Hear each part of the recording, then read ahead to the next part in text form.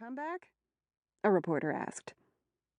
Mark glanced up and smiled, as if the question didn't poke at his deepest wound. He looked into the man's face and reminded himself that Jim was an okay guy for a reporter, and he'd always been fair.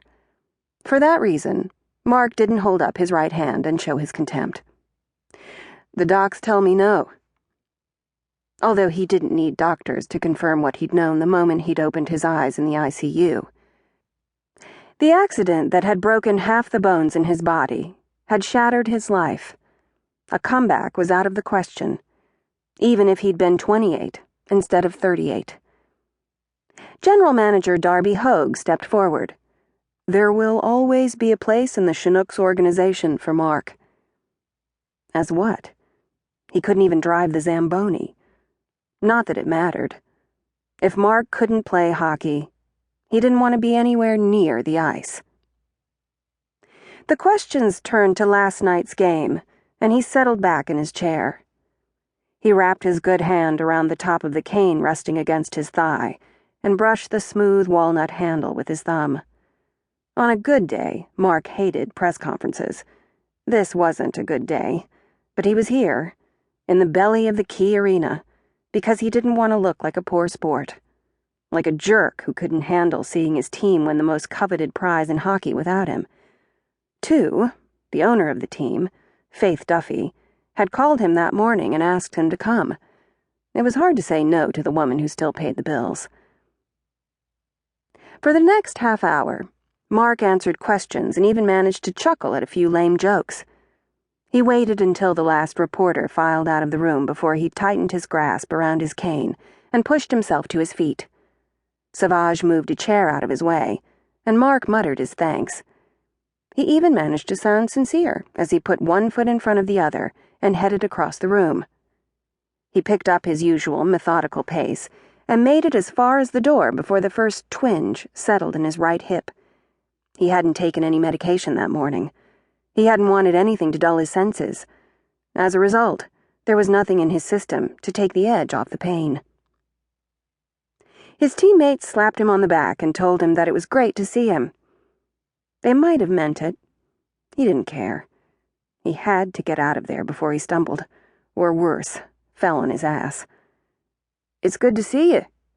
Forward Daniel Holstrom caught up with him in the hall. His thighs started to cramp and sweat broke out on his forehead. "You too." He'd spent the past 6 years on the front line with Daniel. He'd initiated Daniel his rookie season. The last thing he wanted was to collapse in front of the Stromster, or anyone else. "Some of us are headed to Floyd's. Join us."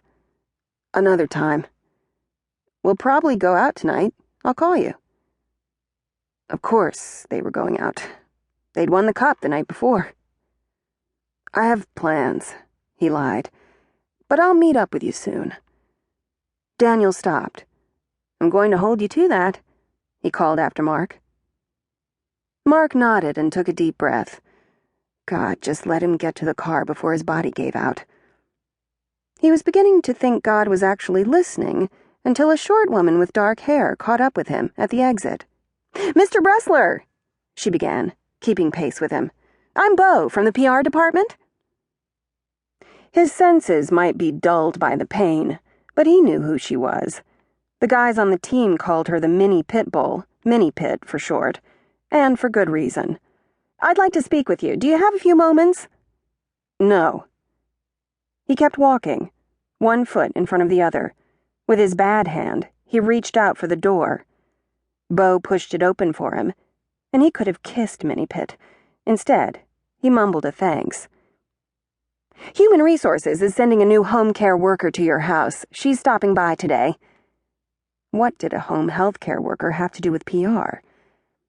"I think you'll like this one," Beau continued as she followed him outside. A June breeze cooled the sweat on Mark's brow, but the fresh air did nothing to relieve the pounding in his head and the aches in his body. A black Lincoln waited for him at the curb, and his pace slowed. "I personally recommended her." The driver got out and opened the back passenger door. Mark eased himself inside and clenched his jaw against the pane, knotting his leg. "If you could give her a chance, I'd appreciate